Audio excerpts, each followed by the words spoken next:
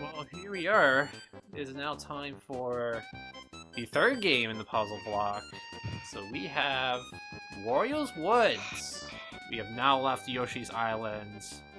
We are now into the woods. So we are going to be doing versus com. So, one thing to note, there is actually two different versus com modes. So if you just press A or start, you get the nice blue sky background. It's a nice clear day outside. But if you press, I think it's left and... No, it's left and start. So if you press left and start. Left and start. I do it so automatically, I just forget what it is. Hi, Keith. The sky is a different color. Yeah, so if we press left plus start on versus com, you get sort of like a nice sunset, nice beautiful orangey sunset, and that's when you know you're sort of playing on the expert difficulty, as superior difficulty. Yeah. But we are not going to be playing expert difficulty because. Boo. Yeah, well. Because if I knew about this marathon sooner and submitting, I would be playing expert. So because we've got the round game expert. You know, we got the round game specialist like FFR does normal, and then I would argue I'm the expert specialist. So not to be too big-headed, but yes. I mean, you are not the queen of the woods for nothing. Exactly. So yes, we are just going to be doing regular versus com. So I shouldn't have to worry about losing to these opponents. You know, knock on wood. Knock on woods. Hey. So yes, you guys ready to head into the woods? I am so ready. I'm ready for it. Let's go. Alright, here we go. Wario Woods in 3, 2, 1, starts. Woods! Oh, nice beginning pattern. Okay. So, I guess if you're cool, Beef, and I'll just go ahead and explain the basics. Go for it. You got it. So, Wario's Woods. Okay. I'm going to try to contain my excitement as best as I can, so I can explain this as best as I can. But this game.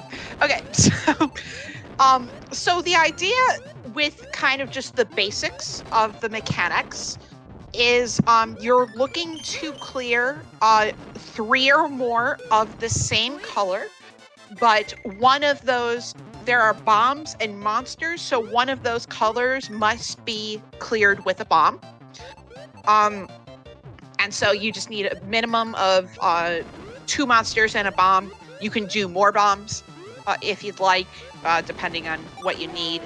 And then if you clear 5 or more of bombs and or monsters, you get a diamond, like FFR just got there. A diamond does a couple of different things when you clear it. One of the things it does is it clears all the monsters of that diamond's color on your side of the playing field. And the second primary thing it does is it turns all the bombs on the opposing player's field to monsters. So the idea, the base, it can be more complicated, but the base strategy of what you're trying to go for is to use the starting pattern to get a diamond as quickly as you possibly can. So that way your board gets less monsters and the opponent's board gets more monsters. The way you win, quote unquote, in this game. Oh, please don't let that be it. Okay. I thought that might be a close. So the way you clear a stage in this game, as you can see with those stars, each stage is a best of 5. So you have to win 3 times in order to go on to the next opponent. And you either win by clearing all the monsters on your side, or you can try to basically, kind of in the same way of Tetris Attack, where you basically fill up the opponent's screen so they just literally cannot move anymore. Now, kind of the spirit of screen watching, as we were, talking about with Tetris Attack, you can kind of use that to at least kind of slightly finagle your what you do at the end. But overall, I don't. Okay, that's the basics. I'm gonna take a sec to not brain freeze. Yeah. Yeah. So that's the absolutely. basic idea. So, yeah. There's other stuff too, but I'm completely frozen. Yeah, no, you're fine. Yeah, I mean, as you see, one of the good benefits of making diamonds is you're making 5 in a row. You'll notice that if you make a match past 3 in a row, it actually lowers the thwomp down certain levels. So if you make 4 in a row, it lowers the thwomp down one stage. If you make 5 in a row, it lowers it 2.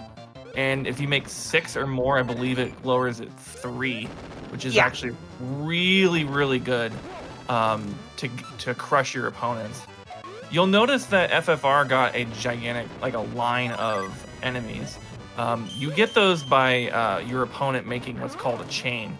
Chains are different from what they are in Tetris Attack a little bit, in the sense that if you set up a match after you clear something and it goes into another clear, you'll hear the commentator on FFR Pro side go, "Cool." It lowers the time that the monsters won't spawn, and it also sends a gigantic line of monsters to the other side. Yes, so that brings me to one point, which is music. I understand, very repetitive. Sound effects in this game, amazing. Like, the sound effects are the nut. They are the nut. It's so good. Yeah. So, let me just thank you for kind of cutting in there, Beef, and so that way I can kind of collect my thoughts of more things I want to say.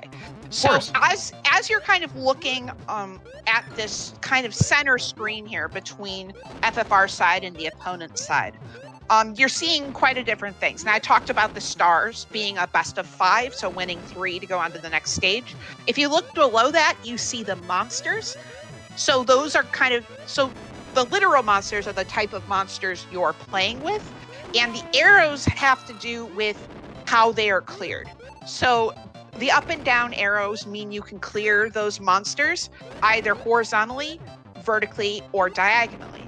Now, you actually won't see that, see in this run that change. Luckily, thankfully, at least for expert mode, in Versus Com, it's only those horizontal, vertical, diagonal monsters that you can clear. I believe later on, or I don't know if it's already happened, or later on in the marathon, when round games gets run, those type of arrows change. So there are some monsters where you can only clear them diagonally. There are some monsters where you have to use 2 different bombs in a short amount of time to clear them. Those show up in round game mode and do not show up here. That would make things infinitely harder. One of my other favorite GDQ memories, really quick, is we were doing a tournament of this at one of the GDQs. It was the year the game was actually run at AGDQ. And or I don't know which GDQ, but the year this game was run at a GDQ, where you can see me getting very incredibly more excited than I am right now. We were doing a Woods tournament, and some of the Smash players came over and said we were being we were being crazier and smack talking more than they were. And it was a very proud moment for me. To be like, oh, there's these puzzle games, and the Smash players are like, wow, you all smack talk a lot. So, 10 out of 10. No, there are many great GDQ moments. But So that's kind of what you're seeing there with the monsters. And then if you look above where the stars are, you see meters rising, one blue, one pink. I'll talk about that a little bit more here. So they start at the very bottom and they slowly go up. Now, as the levels get harder, they'll go up faster. But basically what it is counting towards is going to what we call monster mode. So right now in this mode, there's a fairy at the top of the screen moving around, and she is only dropping bombs. Once that bar that is slowly creeping up fills up all the way, then it changes where it drops bombs and monsters. So kind of as we were talking about for the win condition to win, if you want to get rid of all your monsters, you definitely do not want to spawn more monsters. So kind of in that same vein of kind of how you're clearing the stage of getting rid of all your monsters, you want to make sure you don't drop monsters on the top of the screen. The only way to clear that bar, I mean, yes, there's chains, yes, there's kind of combos in this game which spawns eggs on the other side. The only way to drop that bar is through chains. So as you're trying to get these diamonds and move around, you're also trying to get chains at the same time to lower that bar to give yourself more time with bombs and less time with potential monsters. Now, in normal mode, it's not as hard to avoid. In expert, you will inevitably get monster mode. Just because expert is okay, so the difference between normal and expert is your opponent starts with less monsters and you start with more monsters. And it doesn't seem that bad in the early stages, but then like as you go on, you get 1 or 2 rows of room, and then like the later opponents get 3 rows of monsters. It's a wild category. It's a fun category. I'm the only one I think. It's super fun, but it's not beginner friendly. I would argue that this game, in and of itself, it has a pretty steep learning curve to it. And the reason it has a steep learning curve to it is because you move everything. So all of these movements that FFR is doing, he's doing them completely 100% on purpose. You don't only use the D-pad to move around, but there's also buttons to do specific things. So there's one button where you can lift one monster or bomb at a time. There's another button where you can lift up an entire stack. And then there's a third function where you can kind of like warp yourself up to the top of a stack if it's above you. And you put all these together in fancy combinations to manipulate everything inside the playfield. And that, I think, is what makes this game brilliant. Because you're doing everything. It's like, and you know, when you know, we shout outs to Monty. He's the current world record holder of both normal versus com and expert versus. Yeah, he's just insane. But yeah, it's how fast you can do some of these movements, and you can kind of do in between movements sometimes to, you know, kind of manipulate where you want the monsters and stacks to go as you grow in your ability to just function.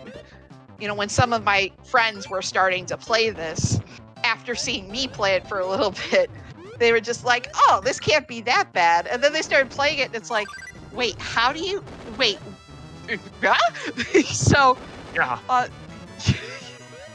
It's a curve. And this game has a fantastic... It does have a very good kind of like tutorial to help you figure out what's going on, but the only way you really learn is you kind of just have to play it. Like, you can kind of know what the buttons do and what the techniques are, but you kind of just have to dig in and play things. And shout outs to Tayman as well, because I remember when we hung out and played this game, he was doing his normal thing of, oh, the computer did something silly, and then it's like, no, they didn't. That was you. No, it's the computer's fault anyway. Like, no, it's not. It's not. So that was quite hilarious. Yeah, I would definitely say that you get punished way more in this game Oh yeah. than you would in Tetris Attack.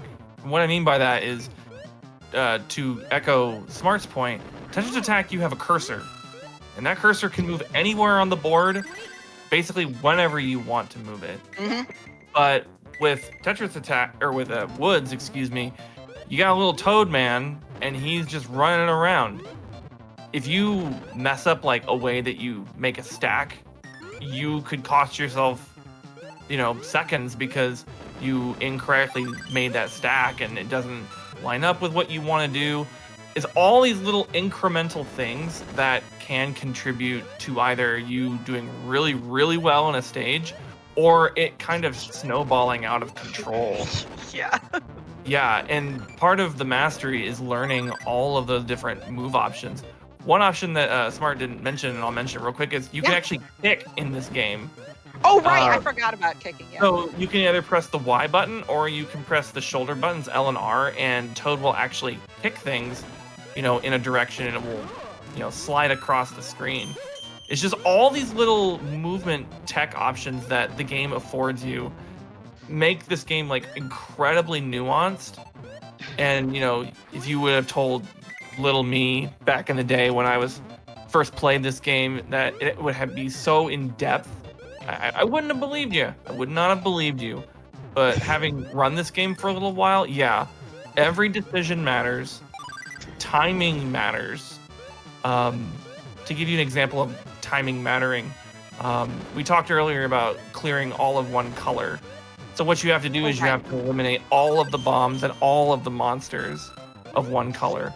Well, if you're not fast enough and you're like, oh man, all I have to do is clear these 3 red monsters and I can get rid of everything, all of a sudden a bomb. See, look at that. There's a red bomb right there. It just spawns, and now you have not officially not cleared all of the red color, and that just is incredibly frustrating because as long as that color is still around, those bombs will spawn, and if you reach the monster mode, those monsters will come back to haunt you.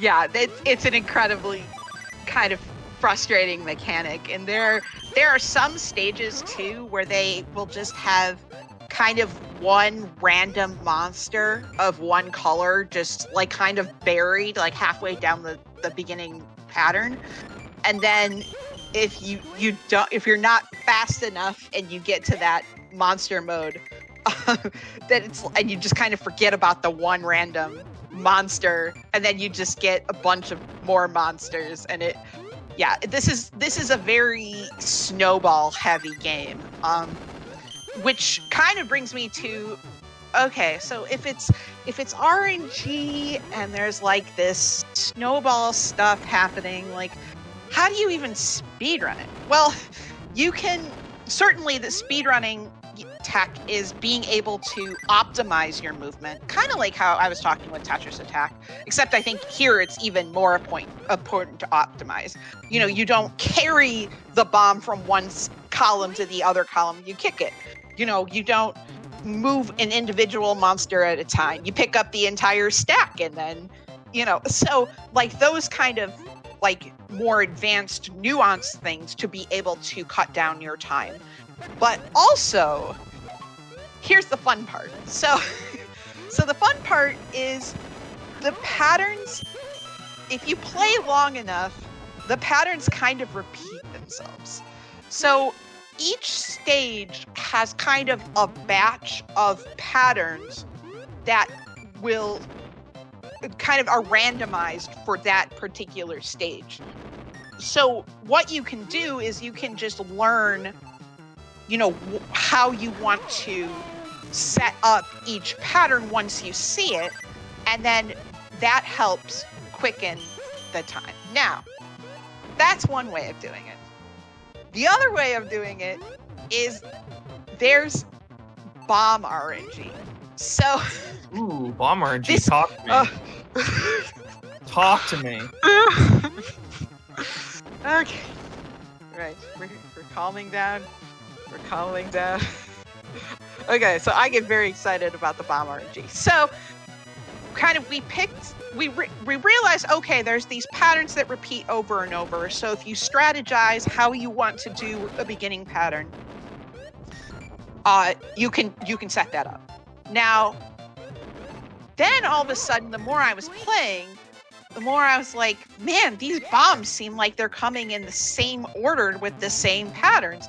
That's kind of weird. I wonder if there's something to that. So there totally is.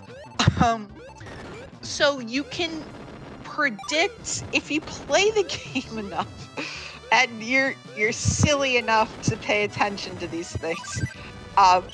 You can predict what bombs will come in what order. And now, there's no way to prove that this goes faster. If there was a way to prove this goes faster, I would be the world record holder. But I'm not. So, however, what I do have is what you do in many puzzle games, which is more information.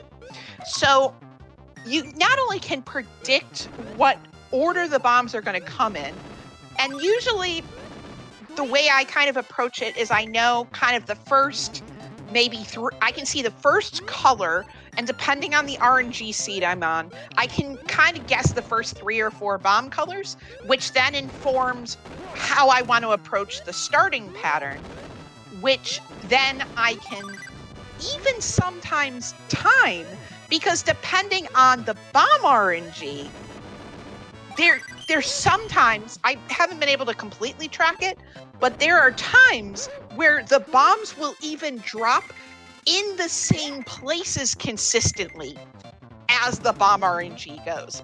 So there's, 6 columns to this game, right? So sometimes I can see a color of a bomb. I know the next maybe 2 or 3 bombs that are coming. And then I know that bomb 3 or 4 will drop in X column. So not only can I set up the bombs, I can set up the columns for where it's going to drop and anticipate that, and then use that as more information to go faster. Now, Wow. Yeah. so yeah, and man, when we first started getting these charts happening of the bomb RNG and like really started getting into it, it was the most fun thing that would happen would be I would just start predicting bomb colors and they would show up and it would just blow people's minds. Wow. And I'm not gonna lie, that was pretty fun. It was pretty fun to do that. So even with this pattern RNG that comes up where there are, X amount of patterns that happen per stage or kind of per section of stages, right? Mhm. And then knowing the bomb RNG. And then sometimes, depending on the stage, knowing where the bombs are going to drop.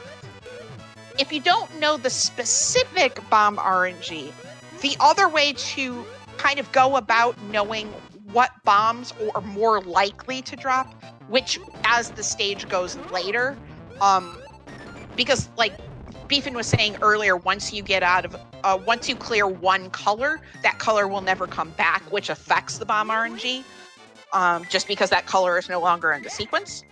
So the main thing I do if I don't know exactly where my bomb RNG seed is, which I kind of do because there's a couple of weird things you can do to make sure the bomb RNG seed doesn't change, and then I just spam through the intro screen so it doesn't change, and I never play round game mode so it doesn't change, and there's all this stuff I can do.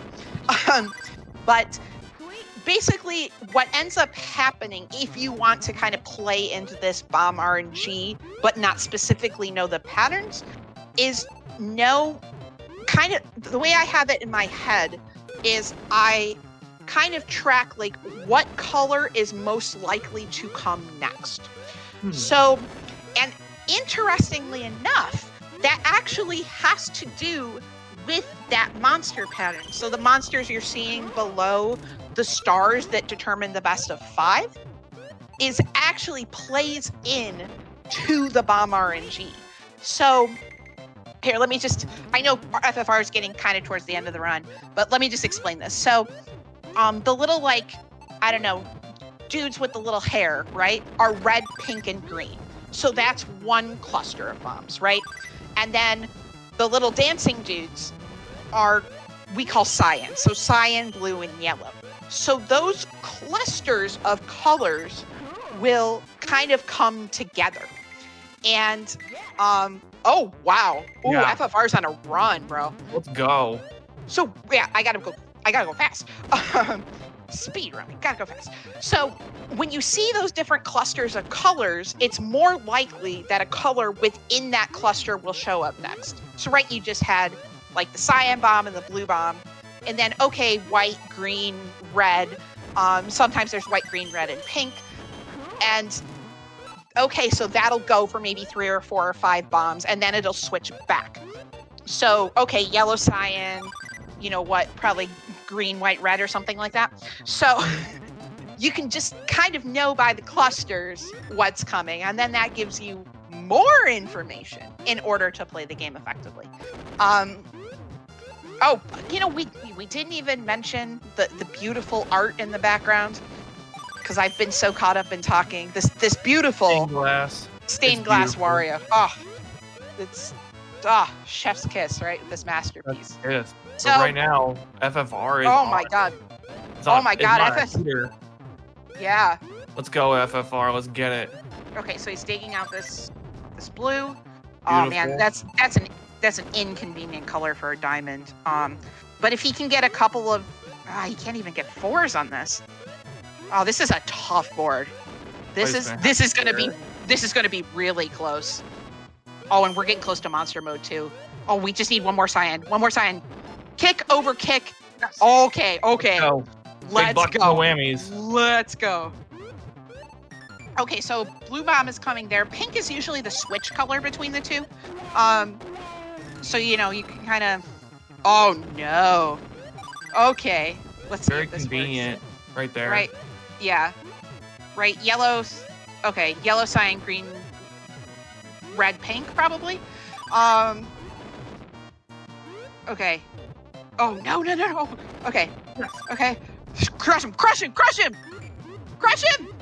Go faster! Yeah! Yes! Let's go! Let's go! Yeah, dude. Yo, That's what I'm talking crazy. about. That is crazy. So I got Dang. to dump all my nerd knowledge, and you got a PB. Let's go. Oh. Yeah. And then you did something that people love to do is beat my PB. So now I have to start playing this and beat your PB. Thanks. My PB was 26-11, and you just absolutely murdered that. Man, well done. Yeah. Thank you. The crazy Oh, thing what was a I was a minute That was- and a half behind Razor and a minute behind Manulux. dang, but that was a apparently- crazy castle, bro. That castle was Yeah. wild. Yeah, that was a that good castle. was sick. That was a sick castle. Holy crap. Yeah. Yeah, because the last 4 opponents are the most difficult. Also Um, Well, they're kind of difficult, but also like they still play really bad, so that can be frustrating too. But it's more difficult in regards to that timer I was talking about. In castle goes faster, so you have to really be on top of your diamonds and chains in order to extend that time. Because if you lose track of it, then you just go to monster mode, and that, you know, it sometimes adds seconds, but can easily add a minute plus. So. And you didn't lose. You had a clean run too. yeah, You got the mega happy ending. Wow. That was such a good run. Oh my! Now you made me want to replay this game now. Yeah. So let's congratulate FFR. You are now Yes. in the top 10. Top 10, baby. Yeah, I actually bopped, what was it, 3 people? Yeah, Beef and Chris Yeah, 18 and Leica Nix. There we go. Yeah, thanks, dude. Now I gotta pick this game up again. Darn. Yeah. So I actually do want to mention one thing about this game. I don't know if it was brought up. But yes, there is a general, like, bomb color order that the game follows. You know, mostly follows. So in Versus Com, starting from green, it goes green, red, white, pink, blue, yellow, gray, cyan, and then back to green. So that's the color order for Versus Com. Later in the marathon, Priest is going to be running round game, which, by the way, you should bug him to run Versus Com in this game. I don't know why he hasn't done that yet. But, yeah, in round game, the colors go in the reverse order from Versus Com. Really? So starting from green, it goes green, cyan, gray, yellow, blue, pink, white, red, and then back to green. Oh, that's super. Like, yeah, basically, Precy only plays round game and I only play Versus Com. So I did not know that about the round game. Wow, Yeah. that's really I didn't know that interesting. either, yeah. Huh. Okay. Well, that should be a nice little teaser for the round game later in the marathon. You know some secret tech before it even gets talked about. So, yeah, that run was insane, dude. That was wild. Yeah, FFR, that was a Thank you. really awesome PB. Top 10. Great way to finish out the FFR puzzle block. FFR, how you feeling? How you feeling, man? Oh, I feel great. Like, yeah, that castle was really good. I mean, Eater. almost 2 minutes just in castle. So Yeah. that was really nice. I saw you go green on Carlton, and I was like, oh, and then you got a gold on Harry, and I was like, dude, let's go.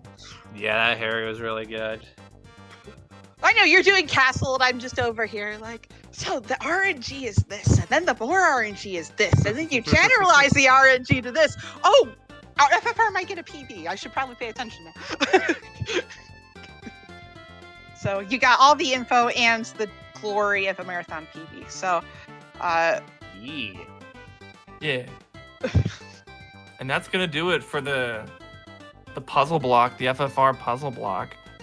But yeah, don't go anywhere. There's gonna be more SNES Superstars marathon fun to be had coming up. So thanks again for having us, and we'll see you next time. Yes, thank you, Speed Gaming, for having us for some fun puzzles. And yeah, enjoy the rest of the marathon. One last shout out. If you want to join our community, we are the League of Puzzle Speedrunners. We run tournaments. We're starting to run tournaments monthly for Tetris Attack and soon to be Pokemon Puzzle League. And we have minor tournaments throughout the year as well for other puzzle games like Wario Woods, like Kirby's Avalanche, like Super Puzzle Fighter 2 Turbo. Yeah, join us in the Discord. We love players of all skill levels. And we are about to start our Bumpty Open for Tetris Attack. Registration closes Monday night. So if you would like to join us, get at one of us and we'll tell you how to join. But that's all for now. Yes, later, guys. Enjoy the rest of the marathon. Later. and remember, Woods. Woods. Woods.